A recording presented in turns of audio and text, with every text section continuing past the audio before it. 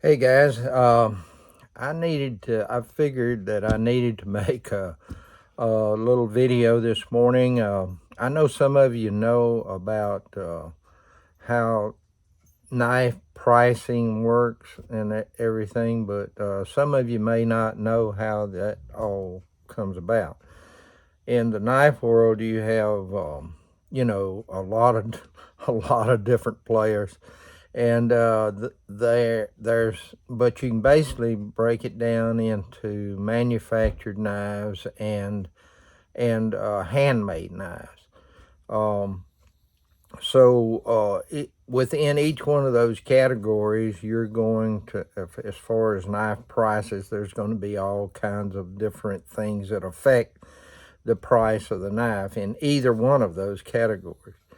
Um, where it's made, what steel it is, what kind of facilities they have to be able to make the knives, how many they're making, how big a company it is. All of those things play into the price of a knife and how to make a profit on that knife. Um, with with guys like me, I'm not a manufactured. I don't manufacture knives. Most of you know that, of course, is watching this video. But I hand make knives. I'm a hand maker, so my knives are going to cost more than what you're going to get in from a manufactured knife.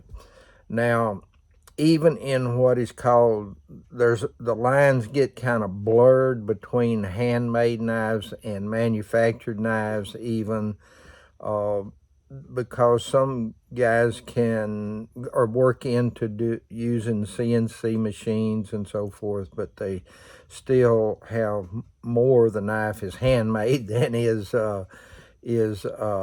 manufactured with CNC machines. So uh, I'm on the way over on the other side in the handmade realm. Although I'm not completely at the at to the right in that category. Uh, I do use equipment, to be able to make a knife. I don't use a forge and a hammer, and I I do use equipment. I use a belt grinder. I use a small CNC machine. I use computer controlled ovens. Um, and drill presses, a couple of drill presses and all. But there's just so much equipment that you can put in a 12 by 24 shop, which is what this is. And I do the sheaths, I do everything in this little old shop. So it's it's not a big operation, okay? And I don't even want it to be a big operation at my age. I am at the approaching the end of my career, we'll put it like that, okay? And so that's all of that plays into the price of the knife. Now I say all of that is kind of an introduction because there's hand makers like me that are going to have different circumstances, but I'm just going to tell you how I go about it, okay? Other guys may go about it differently and probably do. So I just wanted to inform you so that you will know that the reason that the knives are priced the way they are. Okay, now here's two knives. They are both what I call the BT. One of them has a 4-inch blade and one has a 4.5. I didn't have them exactly alike, but exactly the same blade length. But they're basically the same blade, and they're a knife that has sold well for me over the past, and so this is what they are. Now, here's the thing. One of them is stainless steel. This one is stainless steel, and this one is carbon steel. Now, when you do stainless steel, it cost more. The steel costs way more, especially if you use a good powder steel, like a CPM steel or a Bowler steel, whatever you use in your steel that is really good. Well, you're going to encounter more cost when you make the knife. The reasons for that is not just in the price of the steel, okay? There are other factors involved also, because to be able to make a good carbon steel knife requires less time investment than to make a good stainless steel knife. The reason for that is because the stainless steel requires a cryo, okay? I do 2 cryos. Some guys only do 1. I do 2 cryos on the steel. So the length of time that is involved in just heat treating the knife is going to be longer, okay? And more expense, because you have to either purchase nitrogen, nitrogen, the dewar, and for cryoing, or you have to, and to keep it filled, or you have to use dry ice and alcohol to do the cryo. And the cryo takes at least 6 hours. I cryo overnight a lot of times, and then I'll time it. If I'm doing it in a day, gonna pull it out for another temper. Well, I'll cryo it at least 6 hours with dry ice and alcohol. I don't have a dewar, so I use dry ice and alcohol. That means that I've got to drive about 20 miles into town, pick up the dry ice, which Marie does for me, but you're spending money for gasoline. You all know how much that costs. And then you have to buy the dry ice, which the price of that's always going up. And then you have to have a place to do it within. I do it in the house. Yeah, I got a little freezer in the house where I put it. So it's a lot more expense and headaches involved in doing stainless steel. And I use a good stainless steel. I use either CPM 154, that's crucible particle metallurgy, okay, that's a good steel. CPM S35VN, I use a lot of that, which is a really good particle steel. And and the time investment and the cost of the steel is way more than what it is for 80 CRV2. I can buy it a lot cheaper, and I do about 3 tempers on it. I do 3 tempers on this too, in between the cryo treatments. There's 3 tempers that goes into this, but there's 3 that goes into this one of 2 hour. They are 2-hour tempers. So in the heat treat process, the carbon steel is getting the same tempers, but I don't have to do the cryo treatment and drive into town and get dry ice and buy alcohol and do all of that stuff. So the price for this is going to be cheaper, okay, than it is for this. Now, I know people want the stainless steel a lot of times because they don't have to work. They don't have to keep it up. A lot of people want stainless steel guns because they won't rust, but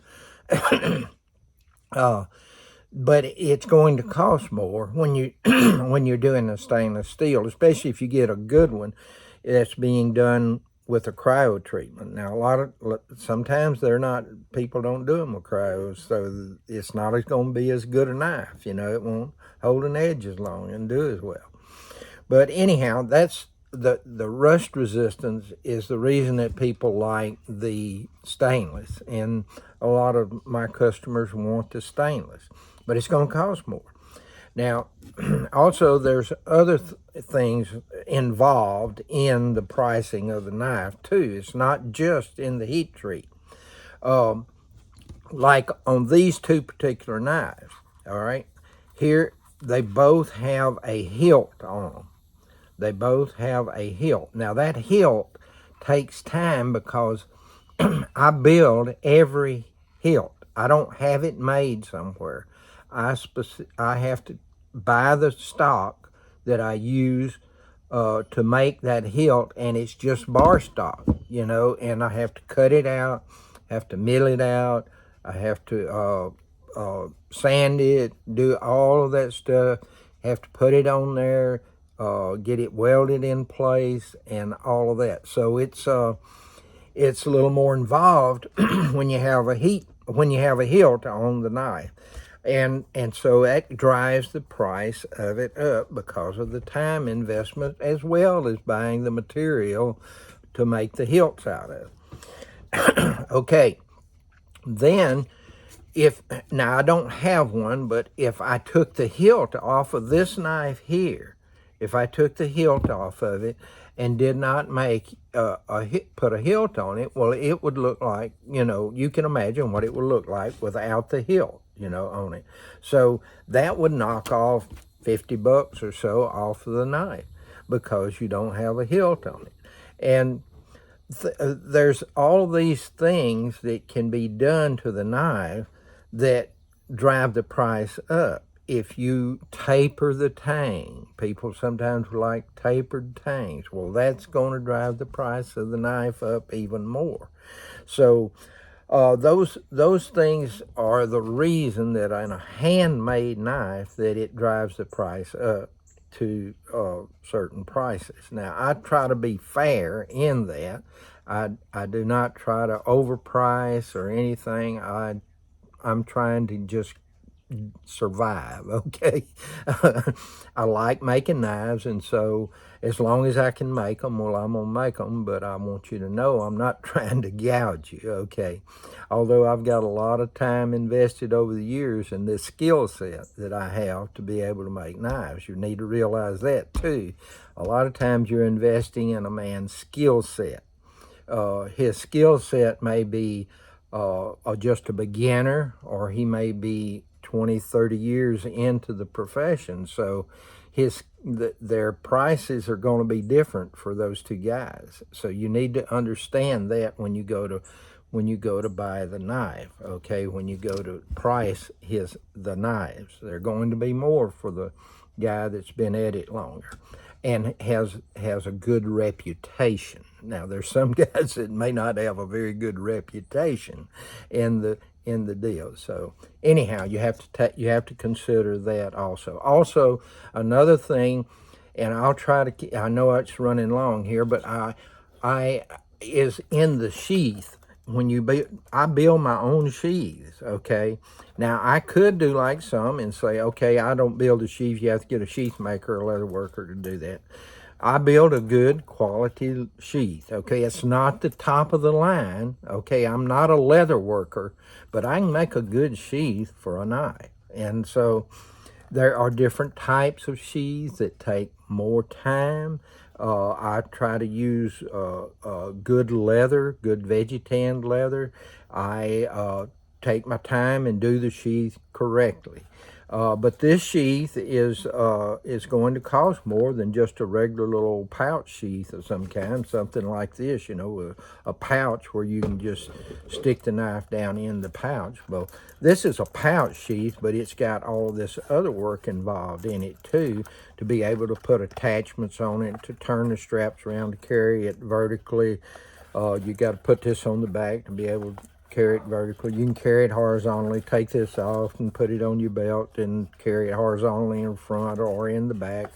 And so the more you put into the sheath and time investment, the more the knife is going to cost, So that's why there are different prices on the knives. It's according to how much time investment and material cost that you are dealing with.